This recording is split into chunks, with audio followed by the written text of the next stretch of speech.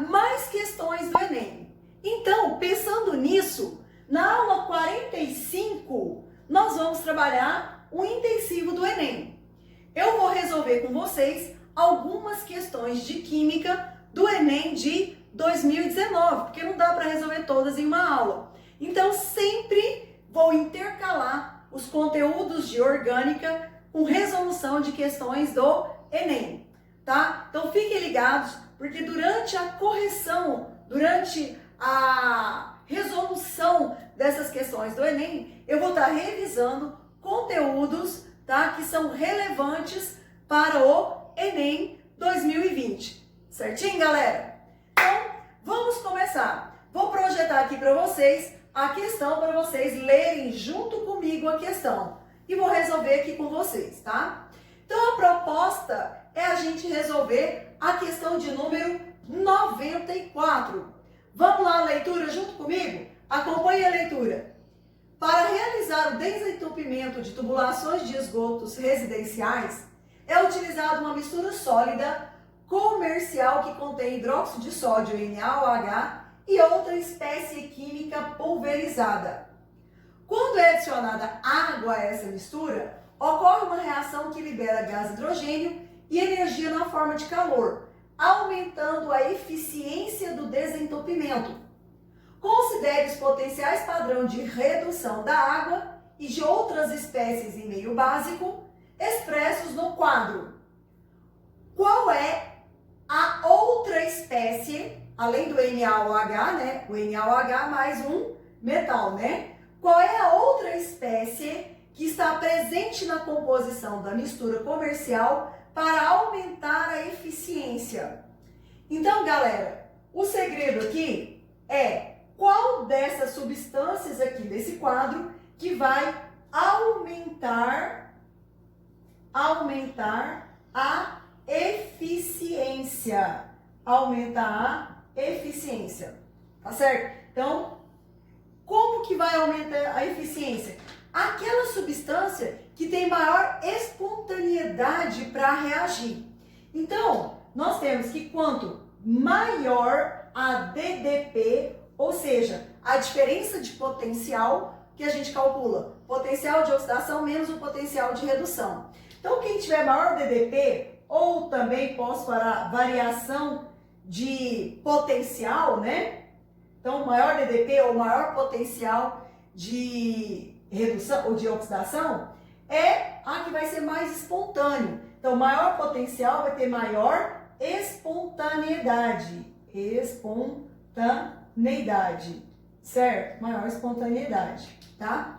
Maior espontaneidade é aquele que tem o quê? Maior potencial, tá? Potencial de oxidação e menor potencial de redução, certo? Então, qual elemento que tem maior DDP? É aquele que tem maior potencial de oxidação. Se ele tem maior potencial de oxidação, ele tem maior potencial de redução.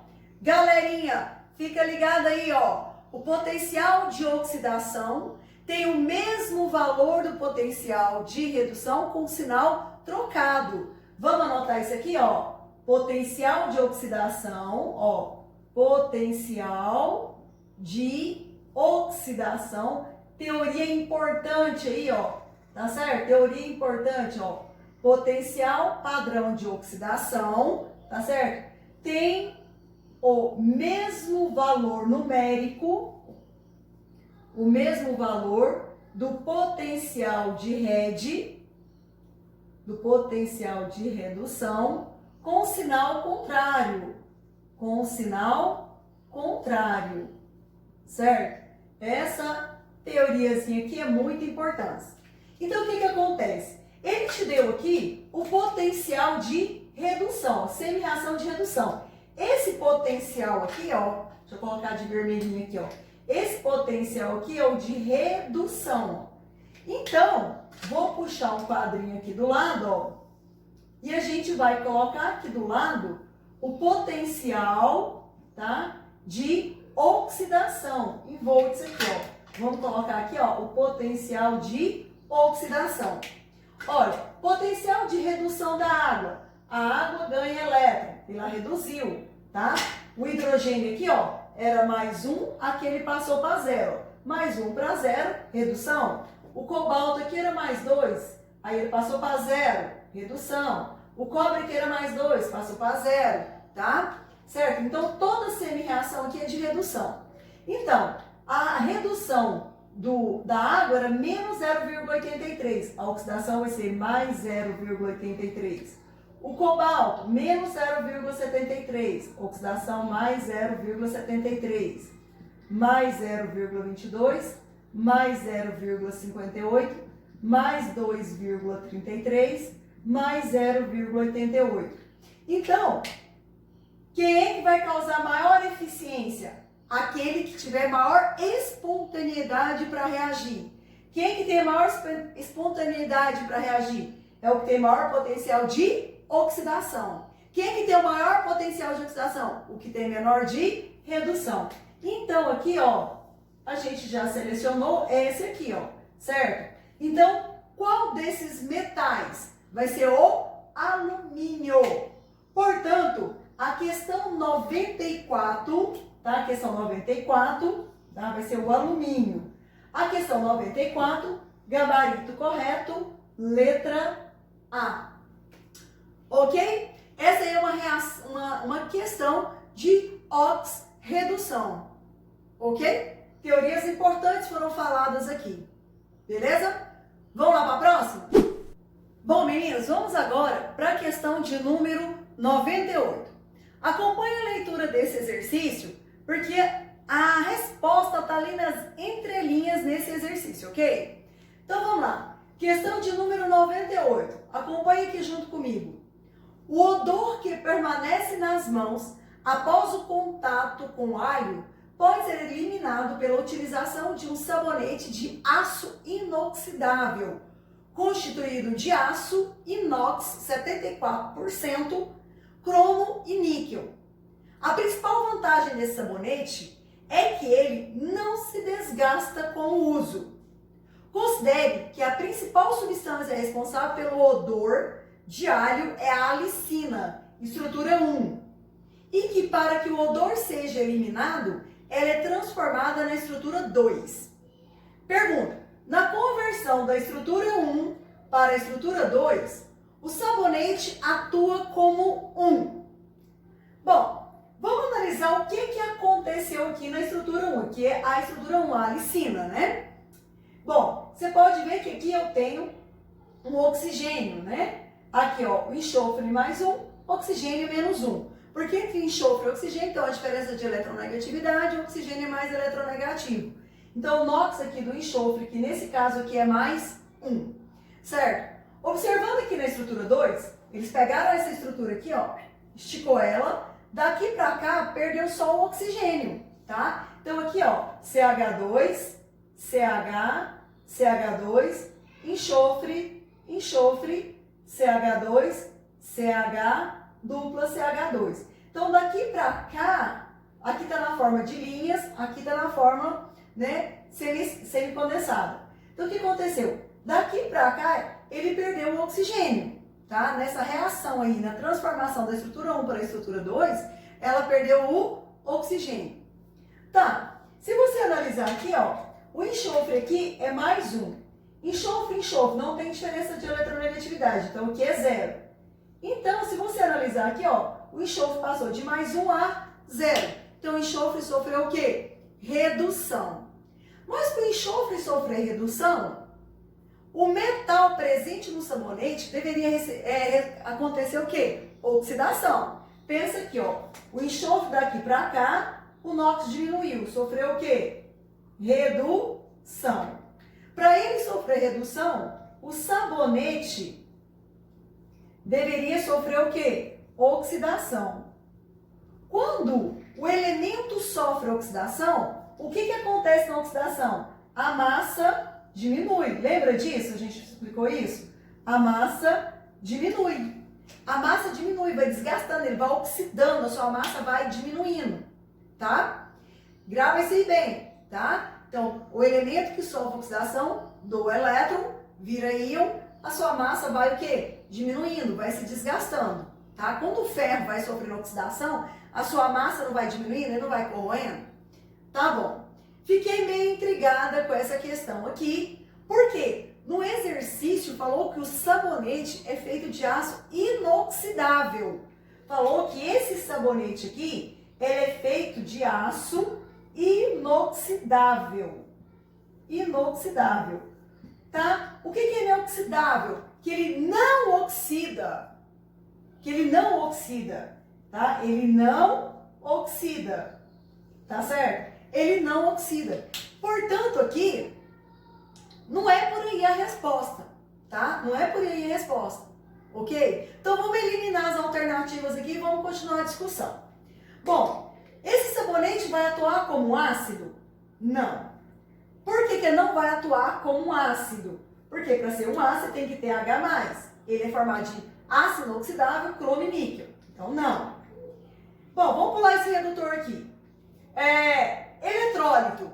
Substância eletrolítica é aquela que contém íons em solução aquosa que permite a passagem de corrente elétrica. O sabonete ele é sólido. É um sabonete sólido de aço inoxidável. Então, ele não é um eletrólito. Vamos descartar isso aí. Depois falou que ele é um tensoativo. Uma substância tensoativa é uma molécula orgânica que tem uma grande cadeia, de cadeia grande. Se quiser anotar aqui, ó, tensoativo é uma molécula orgânica,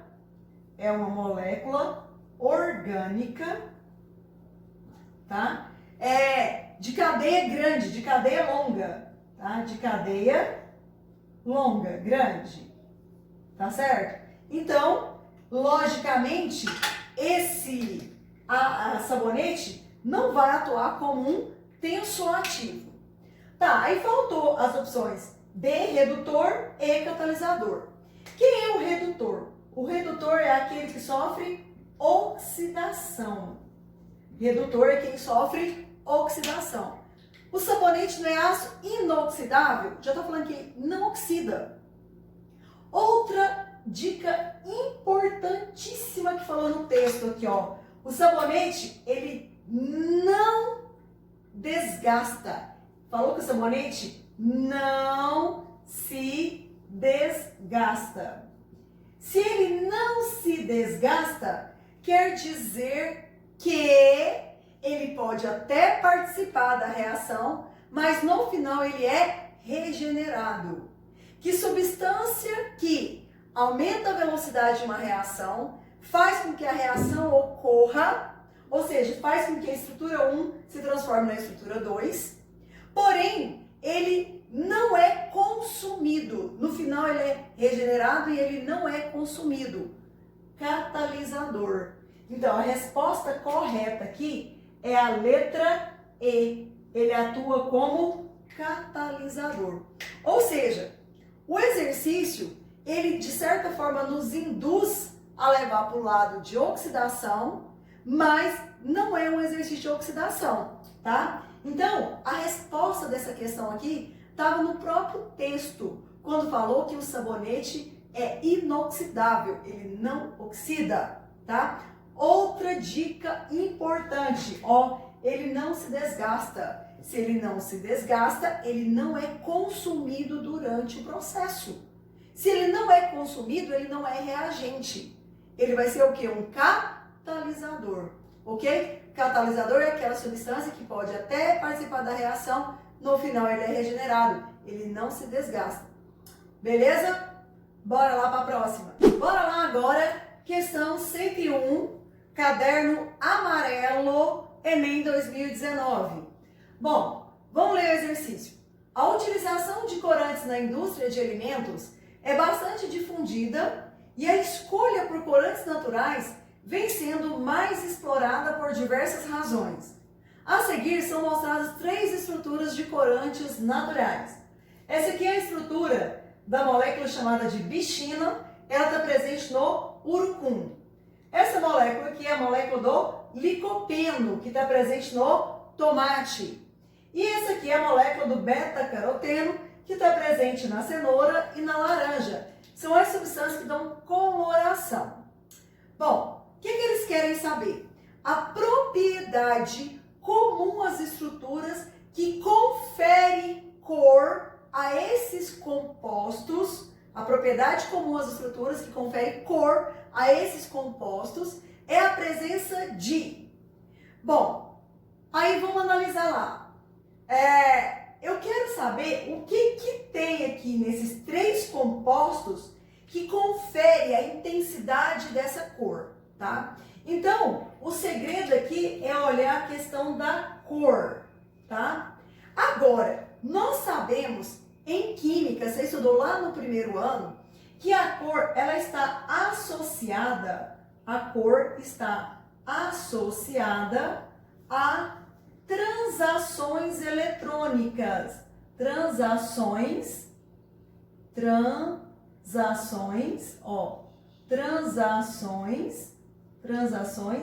eletrônicas. Ou seja, está associada ao movimento dos elétrons, tá? Quanto mais elétrons pi, mais intensa é a cor, tá? Então, elétrons pi, tá certo? Elétrons pi, eu vou ter cor intensa, certo? Bom, o que é isso, professora? Elétrons pi? São os elétrons ali gerados de ligação dupla. Vocês sabem que a ligação simples é chamada de sigma. A ligação dupla, que é o compartilhamento de 2 pares de elétrons, uma vai ser sigma e a outra pi. Eu vou fazer aqui um exemplo, só pegando esse primeiro exemplo aqui, a bichinha. Então aqui eu tenho uma ligação simples e uma dupla. Então aqui eu tenho um pi simples dupla, pi simples dupla, pi simples dupla, pi simples dupla, pi simples dupla. Estou pegando a cadeia principal. Simples dupla, pi simples dupla, pi aqui. Você pode ver que tem uma alternância de ligação pi, ó. Dupla, simples, dupla, simples, dupla, simples, dupla, simples, dupla, simples, dupla, simples, dupla, simples, dupla, né? Quando nós temos alternância de ligações duplas, a gente fala que a gente tem uma cadeia conjugada. Se você analisar a estrutura do licopeno, dupla, simples, dupla, simples, dupla, simples, dupla, simples, tá vendo a alternância? Se você analisar o beta-caroteno, também tem alternância de dupla ligação, tá? Onde mais nós temos alternância de dupla ligação? No anel benzênico, né? Vou fazer nesse cantinho aqui e vou apagar, ó. O benzeno C6H6, ó, dupla, simples, dupla, simples, dupla. Então, o benzeno é exemplo de uma substância que tem cadeia conjugada de elétrons pi. Cadeia conjugada de ligações pi. Certinho? Tá? Então, vamos lá as opções. Letra A, cadeia conjugada. Isso. Então, o que confere a cor dessas estruturas é o fato delas terem, todas elas, cadeia conjugada. Ou seja, alternância de dupla ligação. Todas têm cadeia ramificada? Tem, ó. Isso é ramificada, ramificada, ramificada. Mas o fato de ter ramificação intensifica a cor? Não. Átomos de carbono terciário. Todas aqui, ó. Terciário, terciário, terciário, terciário, terciário. Todas têm carbono terciário. Mas não é o fato de ter carbono terciário que confere cor. Ligações duplas de configuração cis. Sim. Se tem a dupla ligação, tá? Aqui, tanto esse quanto esse quanto esse, apresenta isomeria geométrica. Mas não é isso que faz com que intensifique a cor. Átomos com hibridação sp3, também, porque se tem dupla, tem hibridação sp3. Então, todas as alternativas estão de acordo com as 3. Porém, a alternativa que confere cor é o fato de serem cadeias conjugadas. Lembre, falou de cor, de estrutura, falou de transação eletrônica. Tá ligado? Próxima questão. Bora lá agora, questão de número 108. Vamos lá ler o exercício comigo? Também um exercício de orgânica. Os hidrocarbonetos são moléculas orgânicas com uma série de aplicações industriais. Por exemplo, eles estão presentes em grande quantidade de diversas frações do petróleo e normalmente são separados por destilação fracionada, com base nas suas temperaturas de ebulição. O quadro apresenta as principais frações obtidas na destilação do petróleo em diferentes faixas de temperatura. Então eu copiei o quadro aqui mais ou menos para a gente acompanhar aqui, ó, certo? Então até 20 graus Celsius eu tenho moléculas de 1 a 4 carbonos, que seriam metano, etano, propano, butano, são gases, né? Exemplo, o GLP, o gás de cozinha, tá? Então na temperatura ambiente é gás, porque o ponto de ebulição é muito baixo. Depois, de 30 a 180 graus Celsius, vai ser as cadeias carbônicas que tem de 6 a 12 carbonos, como por exemplo a gasolina. Depois, uma terceira fração, de 170 graus Celsius a 290 graus Celsius, nós temos as cadeias carbônicas de 11 a 16 carbonos. Como exemplo, temos a querosene. Depois, na quarta fração, vai ter uma temperatura média de 260 a 350 graus Celsius, que vão ser moléculas que têm de 14 a 18 carbonos. Exemplo, o óleo diesel. Pergunta: na fração 4, a separação dos compostos ocorre em temperaturas elevadas por quê? Nós sabemos que quando uma substância passa do estado líquido para o estado gasoso, são rompidas as ligações intermoleculares. No caso aqui, todos aqui são alcanos, ó, fórmula CnH2n mais 2, todos são alcanos. Então o tipo de interação vai ser dipolo instantâneo e dipolo induzido, são compostos apolares, tá? Então, o que vai nos conduzir a respostas é a interação intermolecular. Mas a interação intermolecular é igual em todas. Porém, a intensidade dessa interação é que vai ser diferente. Eu coloquei como exemplo aqui para vocês uma molécula que tenha 4 carbonos, um alcano de 4 carbonos, ó. 1, 2, 3, 4. Aí eu coloquei duas moléculas. Aqui eu tenho uma molécula, aqui eu tenho outra molécula. Esse carbono aqui, ó, vai se aproximar desse outro carbono, vai ter uma interação intermolecular. Aqui, ó, aqui eu vou ter uma interação, aqui eu vou ter uma interação e aqui eu vou ter uma interação. Então essa aqui vai ser a interação nessa molécula C4. Agora eu vou pegar a molécula da fração 4, C14. Aí eu desenhei para vocês aqui, ó, uma molécula com 14 carbonos aqui. Na realidade, duas moléculas, né? Olha aqui, olha quantas interações eu vou ter aqui, ó. Quantas interações eu vou ter nessas duas moléculas aqui, ó. Quantas interações que eu vou ter nessas duas moléculas aqui. Então, na molécula C4, eu vou ter mais interações do que nessa molécula aqui, tá? Então, essa interação, por causa da superfície de contato ser maior, eu tenho uma superfície de contato maior, logo eu vou ter mais interações, tá? Então, vamos lá para as alternativas lá. A alternativa A fala assim, ó, a fração 4, a separação dos compostos ocorre em temperaturas mais elevadas porque sua densidade é maior, o peso molecular é maior, porém, o volume também é maior. Então, não vai alterar a densidade, né? Não é por aí. O número de ramificações é menor, né? Aqui, todos esses compostos aqui, tá? São alcanos e vamos considerar todos de cadeia linear. A solubilidade no petróleo é maior, sua solubilidade no petróleo é maior. A fração 4, todos esses compostos aqui são solúveis no petróleo. São frações do petróleo, então todos são solúveis no petróleo. D, a fração 4, a molécula da fração 4, suas forças intermoleculares são mais intensas. Por que ela é mais intensa se ela é a mesma? Porque tem maior superfície de contato. Então ela é mais intensa porque tem mais superfície de contato. A força intermolecular é a mesma. Porém aqui a superfície de contato é menor. Aqui, ó, tá preso só nesses lugares. Olha aqui, essa aqui, quanto que tá presa. Teria que quebrar isso aqui, isso aqui, isso aqui, pronto, né? passou para o estado gasoso. Aqui teria que romper todas essas interações aqui. Então, são interações mais intensas, tá? Resposta correta, letra D. Letra E. A cadeia carbônica é mais difícil de ser quebrada. Quando passa do estado líquido para o estado gasoso, não quebra a cadeia. O que ocorre é a separação das ligações intermoleculares. Então, a resposta correta para essa questão aqui é a letra D, tá, galera?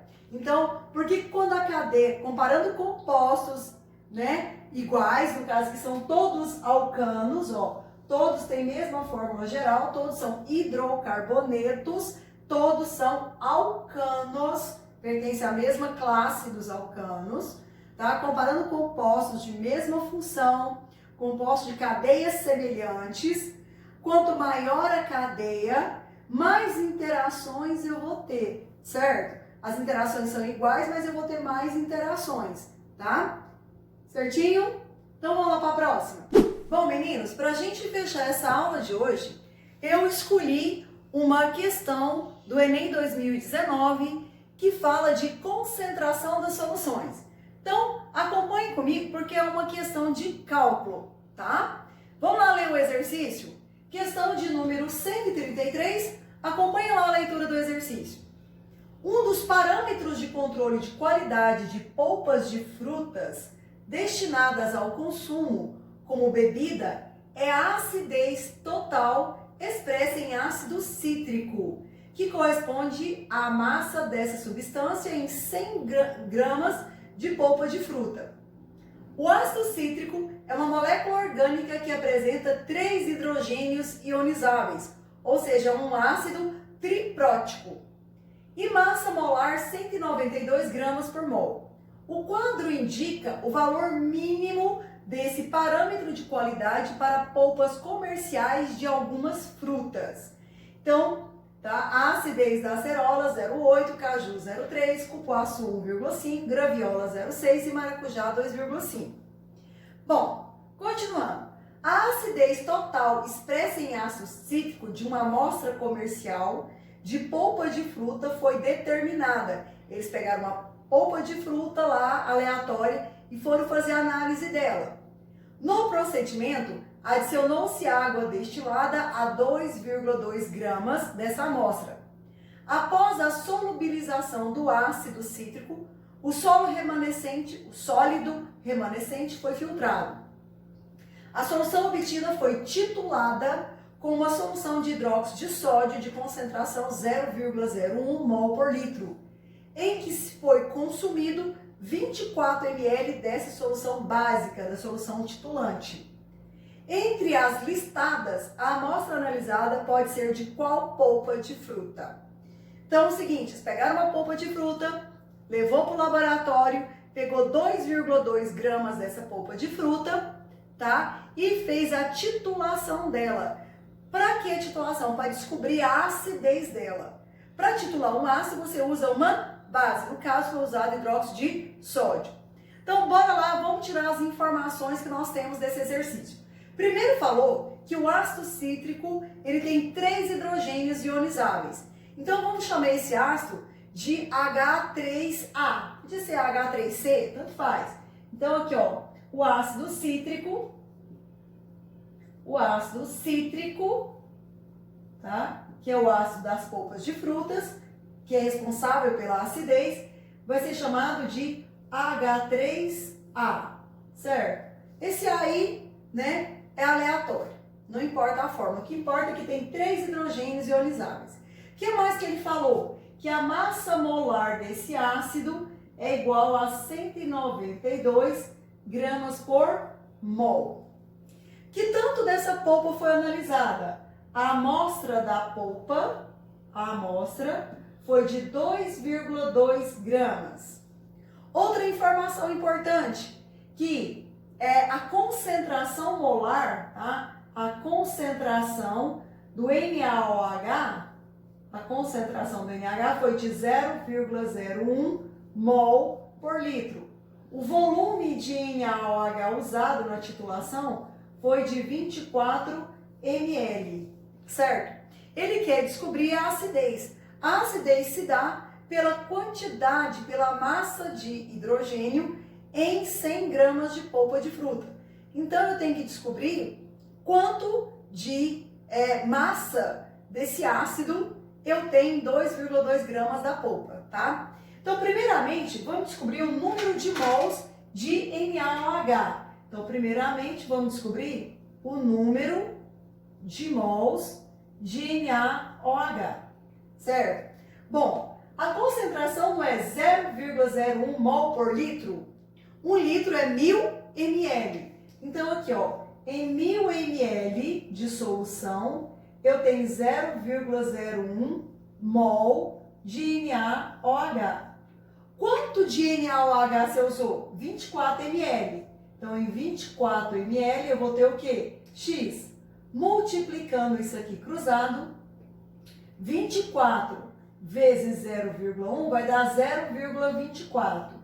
Dividido por 1000, dividir por 1000 é você multiplicar por 10 a menos 3. Então, isso aqui vai ser 0,24 vezes 10 a menos 3. Você andando com a vírgula aqui, isso aqui é a mesma coisa de 24, vamos deixar o número inteiro, vezes 10 a menos 5 mol, tá? Mol, certo? Então, foi usado 24 vezes 10 a menos 5 mol de NaOH. Vamos fazer a reação de neutralização? Então, eu tenho aqui, ó, NaOH reage com H3A, formando sal mais água. Se você analisar aqui, aqui eu tenho um OH menos, e aqui eu tenho 3H mais, ó, 3H+. Esse OH neutraliza um H. Eu preciso de mais OH, então, aqui, ó. Então, eu vou ter que balancear essa equação aqui, ó. Então, o que vai acontecer? Eu vou precisar de 3 NaOH aqui, ó. Vou ter que fazer o balanceamento, ó. 3OH reage com 3H, certo? Para formar 3 água, para neutralizar. Então, qual que é a proporção estequiométrica aqui, ó? A proporção estequiométrica é 3 mols de NaOH para neutralizar 1 mol de ácido cítrico. Quanto que foi usado aqui, ó? 24 vezes 10 a menos 5. Então, 24 vezes 10 a menos 5 mol de NaOH, que eu tinha achado aqui, vai neutralizar X mol do ácido. Multiplicando isso aqui cruzado, eu vou ter que X é igual a 24 dividido por 3, que vai dar 8. 8 vezes 10 a menos 5 mol do ácido H3A. Achei o número de mols, do ácido, mas eu não quero saber o número de mols do ácido, eu quero saber a massa, não é isso? Eu quero saber a massa desse ácido, né? Eu sei que 1 mol do ácido, tá? 1 mol do ácido, a massa molar vai ser 192 gramas por mol. 1 mol é 192 gramas, ó. 1 mol, 192 gramas. 8 vezes 10 a menos 5 mol corresponde a X grama aqui. Multiplicando isso aqui cruzado, eu vou ter que X vai ser igual a 192 vezes 8. 8 vezes 2, 16, vai 1. 8 vezes 9, 72. Com mais 1, 73, vão 7. 8 vezes 1, 8 e 7, 15. Bom, X vai ser 1536 vezes 10 elevado a menos 5. Bom, vamos tirar esse 10 a menos 5 aqui. Eu vou andar 5 casas aqui, ó. 1, 2, 3, 4, 5. 0,0. Vamos deixar só 3 casas aqui. 0,0153 gramas de ácido, desse ácido, né? Então, eu vou usar, nesses 2,2 gramas de polpa de fruta, foram encontrados 0,0153 gramas desse ácido. Agora, em 100 gramas? Porque a acidez é uma relação de H+, presente em 100 gramas. Então, eu vou ter aqui, ó, em 2,2 gramas da amostra da polpa, foram encontrados 0,0153 gramas do ácido. Em 100 gramas de polpa, em 100 gramas de polpa de fruta. Quanto de ácido que eu vou ter, né? Isso aqui é de ácido. Quanto de ácido que eu vou ter? Multiplicando esse aqui cruzado, X vai dar aproximadamente 0,69 gramas. Esse 0,69 gramas aqui corresponde à acidez. Isso aqui corresponde à acidez, certo? Então, como é que eu vou escolher a alternativa? Eu vou escolher a alternativa de uma polpa que tem acidez abaixo de 0,69. Qual polpa tem acidez abaixo de 0,69? O caju, né, que é 0,3, ou a graviola, que é 0,6. Caju ou graviola está na alternativa C. Então, a questão de número 133, a alternativa correta é a letra C. Caju ou graviola. Bom, nós agora vamos sempre estar trabalhando com vocês algumas questões do Enem. Nessas questões, eu vou estar revisando esses conteúdos. Então, fiquem ligados na aula e com muito carinho que eu despeço de vocês. Beijos, até a próxima aula.